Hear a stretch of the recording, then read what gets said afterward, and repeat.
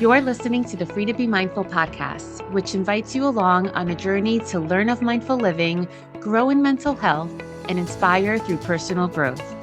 In a world where we can often feel much stress and overwhelmed, this podcast provides bite-sized tips and real talk conversations, empowering you to embrace mindfulness and nurture your full potential. I'm your host, Vanessa de Jesus Guzman, educator, licensed professional counselor, entrepreneur, and mom.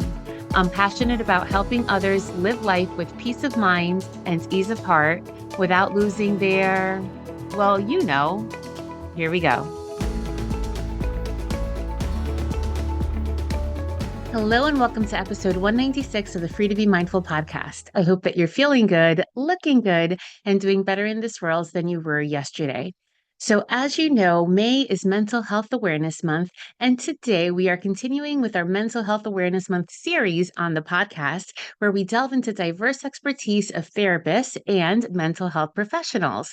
And today I have the pleasure to not only introduce to you my friend and my business partner, but an amazing and fantastic social worker and financial social worker, certified financial social worker, that is, by the name of Jasmine Ramirez.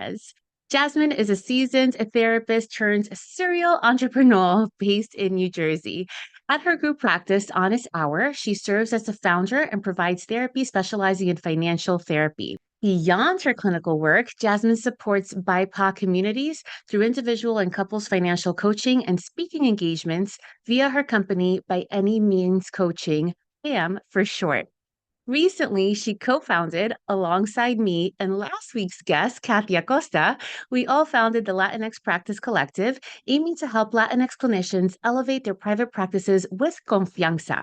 That means with confidence. And when she's not immersed in her multiple businesses, you can find her cooking up new recipes, playing board games, or traveling with her husband. And you see all of this on her Instagram stories. She'll share more about that a little later. So I can't wait for you to hear all of the wonderful information that she's about to share with us. I hope you enjoy. All right, Jasmine, welcome to the show. I am so happy that you're here joining us on the Free to Be Mindful podcast. Thanks for having me. I'm happy to be here too, and can't wait for the conversation. Yes. So I just teased a little bit all of the amazing things that you do. And I really feel that more and more people don't understand what financial therapy or financial coaching is. So I can't wait for you to share all of the things that there is about that. But first, share a little bit about yourself and how you came to be. Where do we begin? I'm from New York. I live in New Jersey now, in Orange, New Jersey, with my husband. And my journey as a social worker started back at Rutgers.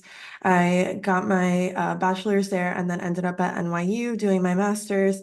I didn't know what type of social worker I wanted to be, like what I really was going to get into. I actually was interested in school social work, mostly Oh, for the schedule, can't lie. And I kind of dabbled into that and medical social work, and I ultimately got a job as a medical social worker. I was at a hospital in New York City for 7 years wow. doing outpatient, inpatient. I did oncology, hospice work, palliative care. But always had a passion for finances on the back end. Like I would work at the hospital and people would see me pull up my spreadsheets and do my thing with my budget and like laugh about it and all the different like tabs that I had open and links that I had open. And I knew that I wanted to kind of merge the two. I just didn't really know how I was going to do that. That's that's so interesting. And because we're talking about mental health awareness and really giving the backstories of different therapists, I really want to highlight the journeys for people because there Mhm. is no one road, right? Psychologists, counselors, social workers, but then working in different settings, whether it be school or hospitals or Yeah. outpatient or inpatient. I'm not sure if people know what that means. So when you say outpatient and palliative care in a hospital, what does that look like? Yeah, they look very different. So outpatient, I worked primarily with like high risk um, members of the community, mostly like Latino. I was in East Harlem, so a lot of my people, my Puerto Rican people out there, but they were struggling with chronic illness, so diabetes, high blood pressure, and not really managing it very well. So they'd be in the hospital quite often. And so my goal was to, as the social worker in that community, was to help support them with education, but also do a lot of therapy, honestly, with like depression management, because sometimes that was a barrier for them to like taking their medications regularly. So they wanted to really include psychotherapy in an outpatient setting. So they go see their doctor and then they see a therapist and kind of talk through the emotions of having managing chronic illness. So that's the outpatient side. I really, really enjoyed that work. And then I wanted to try something different, do inpatient. It's a little more fast paced, not a little, it's definitely more fast paced because there's a lot of push to get people out of the hospital as quickly as possible. So discharge planning and all of that stuff. But in my time, I am fortunate. Like I worked in oncology, which is cancer care, and then I did palliative care and hospice, which is really clients that are struggling with end of life and having Right. to manage all of that. And so there is a lot more grace than some of the other units on the floor in terms of just like patience and not really rushing people out as much, but definitely a lot of clinical support for the families and for the clients that are navigating these like terminal illnesses. Yeah, and I'm glad that you mentioned not only for the patients, but also for the families, because there's so much emotion we Oh know my gosh, that yeah. goes along with that, especially at end of life, which, I mean, you started with a little bit of an interest in school, so two totally different ends of the spectrum, Totally. but you enjoyed Totally. what you did. Yeah, yeah, I enjoyed it. I thought I was going to end up in school. My first internship or my master's internship was at inpatient psychiatric care in at Trinitas in New Jersey Ooh. for the children's unit. So I thought I was going to end up, and I always all my internships in my master's and my bachelor's were all working with children. So I thought that that was the direction I was going to end up in, but life had something else planned. Amazing. So here you are working in the hospital settings in doing different things in hospital settings, but then you're pulling up your spreadsheets and people are like, what are you doing? So what were you doing? I was trying to get out of debt. I was trying to get out of all of that student loan debt that I had. I had $60,000 of student loan debt Ooh. And I'm and going to pause you right stressful. there because last week we talked to Kathy, who obviously we know very well. We'll talk about her in a little while.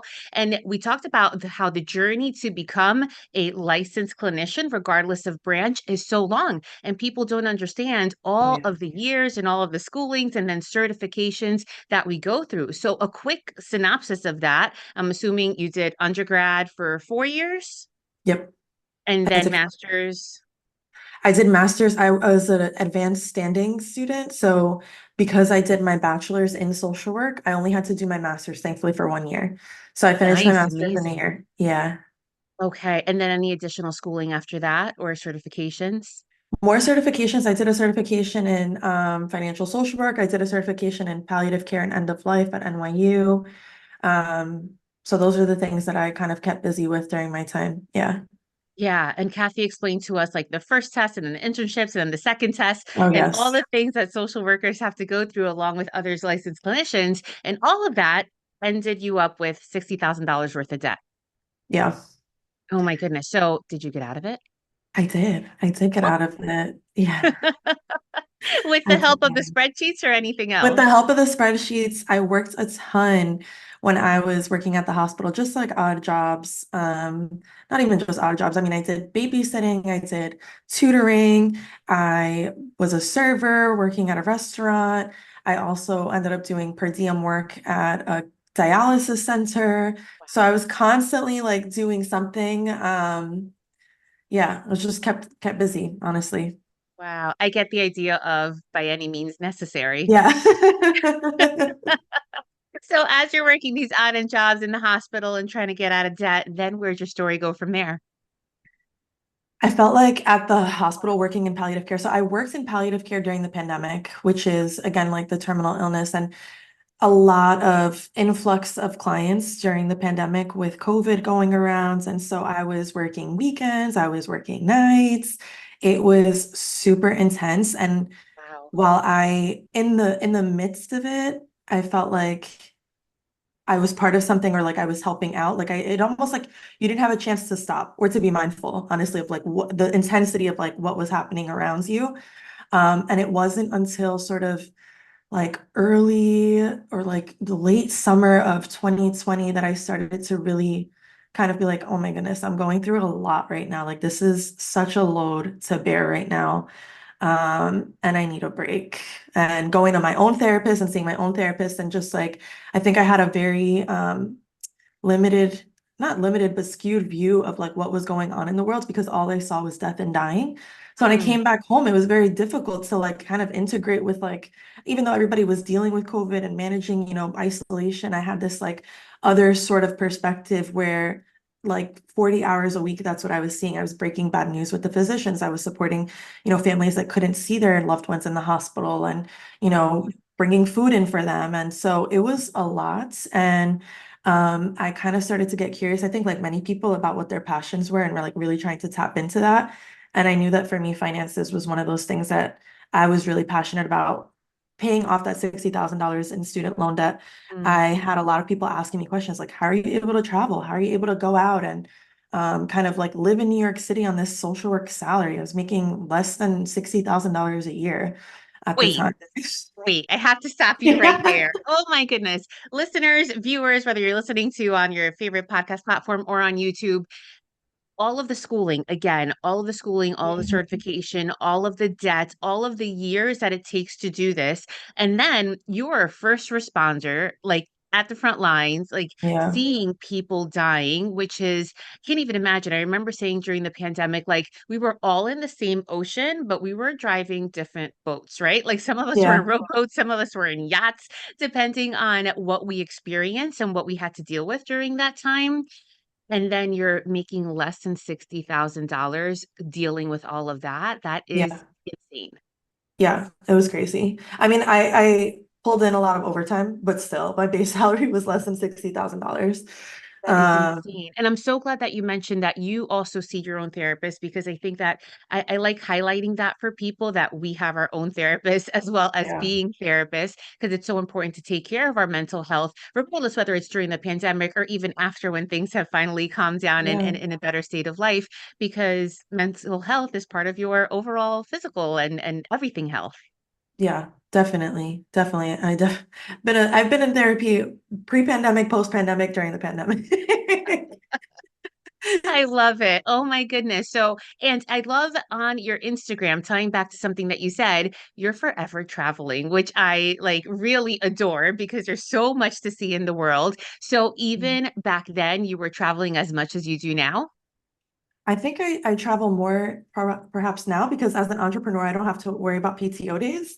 But I had a pretty good PTO system. We had like 6 weeks off at the hospital, so I did have a lot of opportunity to travel, and I never used PTO for sick days. I was one of those people that was like, I'm going Oh, and I don't care what's happening. They'll have to send me home. Um, but yeah, I did do quite a bit of traveling through the amazing. So, yeah. people are wondering, how are you doing this on this salary, being a first responder? How did you do it?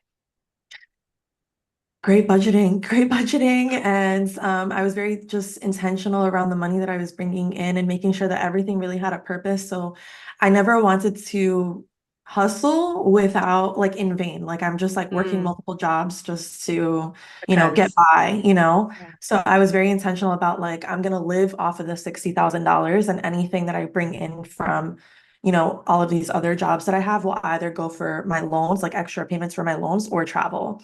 And so I most of the time had like 3 jobs at a time because I had one job that was supporting my loan payments. I had one job that was supporting travel, and then I had my full-time job supporting like living in New York City, which is an expense in itself. right.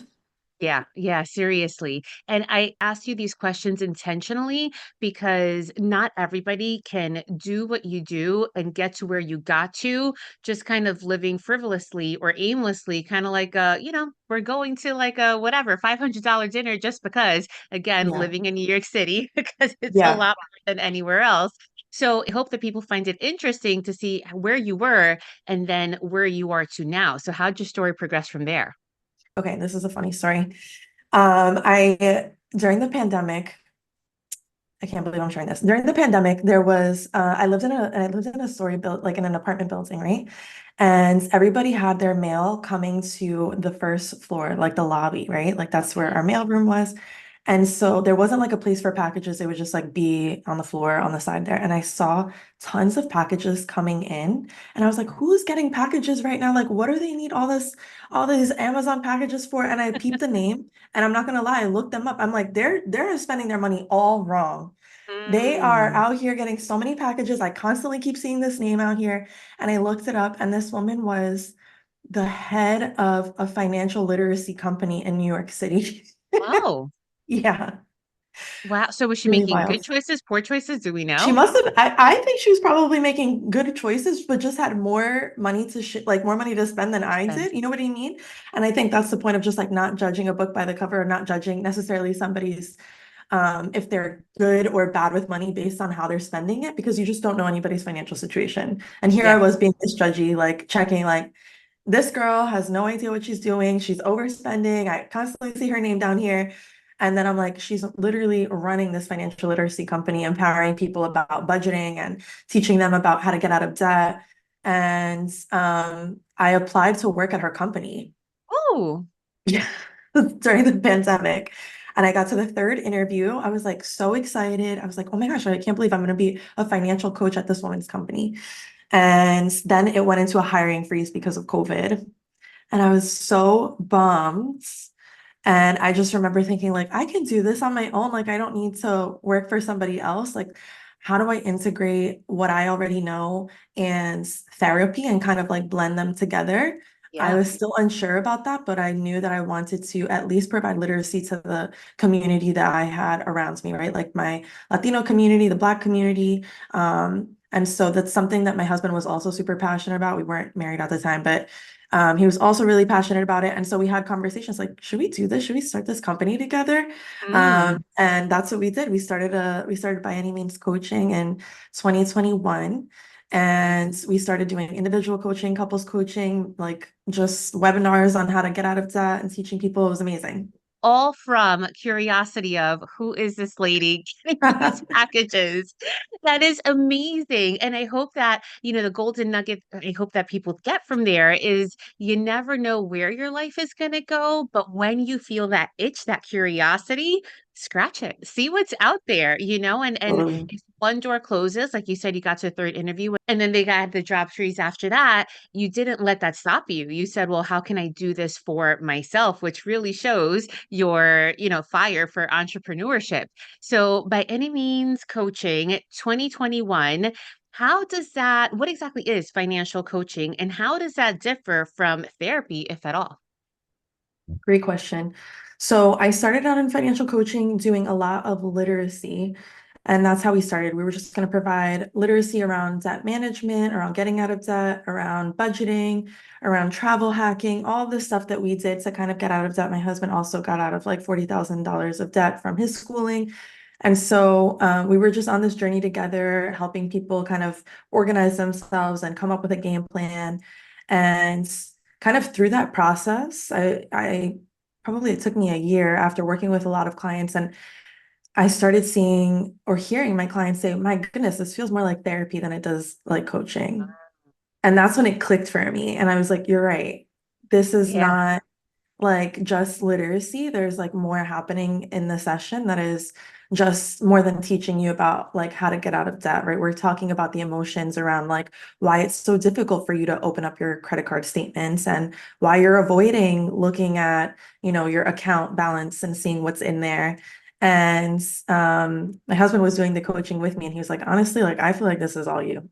Like this is all therapy, girl. Like you manage this. So I started taking the lead on a lot of the individual and the couples coaching, and I started to see how I can integrate more of the financial therapy practices in it. So to answer your question around the difference between therapy and the difference between coaching, I feel like coaching is a lot more hands-on, where we're really like navigating, going into your accounts and kind of exploring things and helping you create that budget and create the game plan to do some of the debt management stuff. Whereas therapy is really focused on the trauma that you might have had with money, like the emotional impact of like growing up and not having financial resources and having to kind of unlearn those beliefs that you have around money and the guilt and the shame around money that you might have now. So that's kind of, and we still do a little bit of like, here's a budget and stuff like that, but it's definitely more of that therapeutic emotional processing. I love that you explained or how you explained those differences. And that's something that we in our other business talk a lot about, our money Yeah. stories and how we feel about money. And I remember learning about that a couple of years ago. But prior to that, I didn't think about how the way we were raised or how our own experiences really, I don't know, help us or sometimes hinder us from the way that we navigate money and what we do with it and even our feelings about it, almost Yeah. as if it were like this living and breathing thing. So it's really interesting when we do delve into that. So anybody out there interested in this, Jasmine will share her information at the end in case you're interested in coaching or therapy, or finding somebody else in your state or country, because it really is interesting as to how it, I don't know, how it helps you kind of go through life and the decisions that you make based upon your feelings about whatever is or is not in your accounts. Totally. Totally. Yeah. So you started with the coaching business first, and then you opened up Honest Hour. And then I opened up Honest Hour. Yep. So I was working full time, doing like coming home to see my clients in the evening. Um, and they were long days, but I loved them. And at a certain point, I felt like my attention was split between two different things. I felt like I wasn't giving as much of myself as I was in my full-time job, right? And it's Mm. such important work, the work that I was doing with palliative care and hospice, that I really felt like they really needed somebody that was going to be there and committed to helping it grow that department. So I ultimately ended up leaving in 2022, September of 2022, and started Honest Hour in October of 2022. Amazing. And I love that you mentioned how what you were feeling and what you were noticing, not only for yourself, but then what your patients needed in the Yeah. hospital and how you were not able to provide that with these different passions. And here at the Free to Be Mindful podcast, we talk about mindful living, mental health, and personal growth. And when you engage, whether you do it consciously or Mhm. subconsciously, when you engage in mindful living and just having that awareness of like, wait, how am I feeling? Where is this coming from? Mhm. How are my actions impacting others or not impacting others in a place that you want to make impact? And then making decisions very consciously with a lot of intention. That is what mindful living is all about and how we can really feel more successful. And I don't mean success in the sense of money or prestige, Mhm. but really making an impact and living intentionally with, our lives. So it's amazing that you were able to tune into that. And here you were created one business in 2021, then another business in 2022. Honest Hour is a virtual therapy Yeah. practice. Yep. Virtual group practice.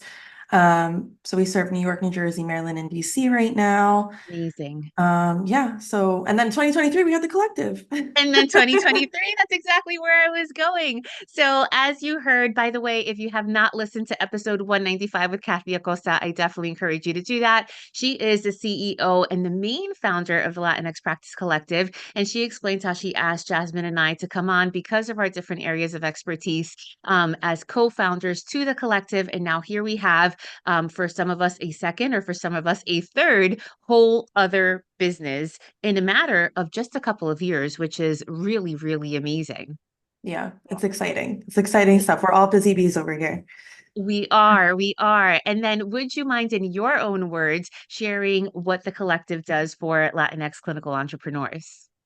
Yeah, I love to explain it as supporting Latinx clinicians in New York and New Jersey, really elevating their practices so that they can feel confident and fulfilled in their private practice. So personally, professionally, financially, and really hit their goals. So it's exciting to be a part of that and to be able to inspire and support other clinicians that are doing this work and that are interested in entrepreneurship, as all of us have done that. Yeah, it's been great.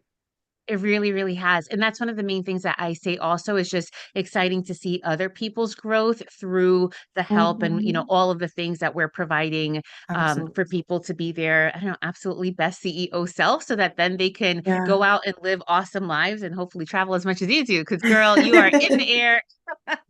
all of the time. So now within a matter of, 3 or 4 years, having three different businesses, getting married, doing all of these fun things, how is it that you take care of yourself being such a busy bee? Great question. I could probably do a little bit more of it, honestly, but I like to get massages once a month. Love it. Definitely. Going to therapy. I really, really value therapy. I go twice a month. And then being supported by my friends. Like I feel like they have been such a huge value add to me in terms of being able to find support in them and just be able to vent or talk about the challenges that I'm having and being able to just be myself around them. So I think that those things have been really helpful to me. Spirituality, I think like just connecting with like I identify as Christian, so praying and just like being in touch with that has been very helpful to me in terms of settling my nerves and caring for myself. I love all the examples that you gave because, again, when people hear mindfulness, they think of meditation, then they think of somebody sitting crisscross applesauce on a body of water, like oming and taking off Yeah, miraculously and being still.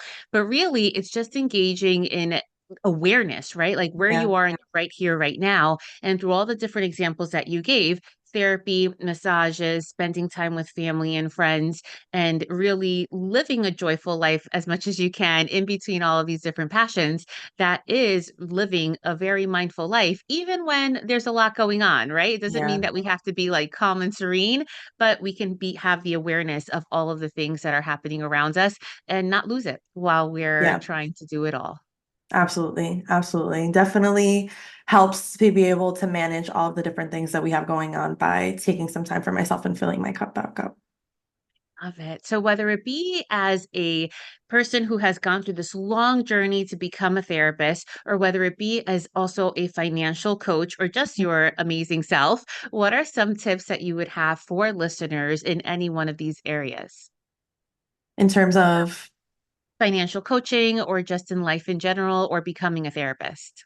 ooh, listen to yourself. Like I love what you said earlier, which is like if you have a passion that is interesting you or kind of nudging you, like really dive in to see sort of what that could be for you. I think that that intuition and that trust in yourself to try something new is so exciting and I feel like can be an opportunity for self-care, right? Like just to do something separate from like the busyness and like the priorities of life. I think that would be like my number one like thing. Like it's just like listen to yourself, try something different, find a hobby, like really lean into it. It doesn't have to necessarily be that you're opening up a business and like trying to make money off of it, but that's obviously not how it started for me, right? Like I started just enjoying what I was doing and trying to get out of debt, and it turned into something else. But I think that what helped was that I was following something that I was actually passionate about, that I could spend hours on outside of work and not feel like I was ever working. Oh my goodness, it's so, so great. And in the month of April, a lot of the episodes that we had on the podcast were all about listening to your intuition and having that awareness. Yeah. So, again, if you haven't listened to those, please go back and do so. And Jasmine, I think you give such great, great advice in all of these different areas, which will not only help you again in a business life, but just personally, right? We're only here on this earth. It seems like a long time, but it's really for a short spurt. And Mhm. it's better when you live a much more joyful and intentional and mindful life. So, with that being said, if you could be remembered for one thing on this earth, what would it be? Um, I mean, I think just being a caring person, I think that would be like totally enough, right? Like being somebody that cared for the people in her community, either supporting them in therapy or finances or getting out of their situation or just being a listening ear. I think that at the end of the day, that is what I can strive for to be remembered as that. I love it. And you're definitely doing a great job of it so Thank far you. and have a Thank you. whole Thank nother you. lifetime to go. So, if anybody were interested in your therapy services in the states that you mentioned, or in by any means coaching, where can they find you? Yeah, great question. So you can find us at honesthourtherapy.com if you're interested in therapy. Again, in New York, New Jersey, Maryland, or DC, it's totally virtual. And then if you're interested in coaching, by any means, coaching.com is our website. We're also super active on social media. So bam.coaching on Instagram or TikTok. And then obviously the Latinx Practice Collective. Follow us, latinx.practice.collective on Instagram and also on LinkedIn as well, on our website, latinxpracticecollective.com. All the places, and we will All the have that places. all linked in the show notes and on the website so that everybody can find all of this awesome information. Any last words? No, thank you. This has been so fun. Yay, I'm glad you enjoyed. Thank you so much for your time, space, and energy. We talk like every other day, it seems like, if not every day. So I Yep. appreciate you so much for being a guest and for all you provide to everybody out there. Yes, thank you. Wasn't she amazing? I feel like she always has so much to offer and sees things from different perspective, which can definitely help some of us that are typically seeing things through more traditional perspectives. And it really helps, especially when thinking about how to scale or how to make things bigger, how to turn things into a business. Or just how to enjoy your money. Jasmine is really awesome. So I encourage you to check her out if you're interested in any of her services. And she's right, by the way, that her Instagram for By Any Means Coaching is so, so entertaining. So I encourage you to check her out there. So I now invite you to join me on the short guided meditation focusing on your relationship to money. So, regardless of where you are or what you're doing, I want you to bring awareness to your relationship to money and picture it as a living thing. Picture it as a flowing river, constantly moving, constantly changing. And just take notice of any emotions that arise in you as you think about the concept of money. Maybe there's fear, maybe there's stress, or maybe there's excitement. And as you observe these emotions, remind yourself that they are simply thoughts coming and going, like clouds in the sky. Yes, money may move the world, but remember that you, my friend, you are not defined by your financial situation, and your worth is not determined by the numbers in your bank account. Remind yourself that money is simply a tool, a means of exchange in this world that we live in. Take a moment and reflect on the abundance that surrounds you in other forms outside of the concept of money. Abundance, perhaps, of love of friends and family, or the beauty of nature, the experiences that you enjoy. Know that true wealth lies not just in material possessions, but as Jasmine shared with us, in the richness of your relationships and your experiences. As you take a couple more breaths in, trust in the flow of abundance again, and know that you are supported by the universe to attract what you'd like to attract more of in your life and to let go of things that no longer serve you. Know that you are worthy of prosperity, worthy of success, and know that you have the power to create the life you desire. And as always, my friends, know that in a world where you are free to be anything that you want to be, you are always free to be mindful. Catch you next week.